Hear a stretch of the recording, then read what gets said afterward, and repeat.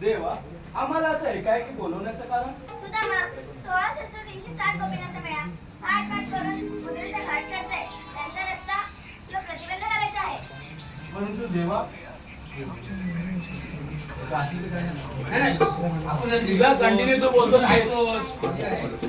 त्यांनी जर विचारलं कायदा कोणाचा आणि हुकूम कोणाचा तर आम्ही काय सांगायचं? सुधारणा, कायदा माझा आणि हुकूम तुमचा. ठीक आहे देवा, तुम्ही विश्रांती घ्या. तुमचा नाही तुझा. लक्षात ठेव, तू देव आहे तुझा. ठीक आहे देवा, तुम्ही विश्रांती घ्या. आम्ही पाहतो काय करायचं ते. ठीक आहे.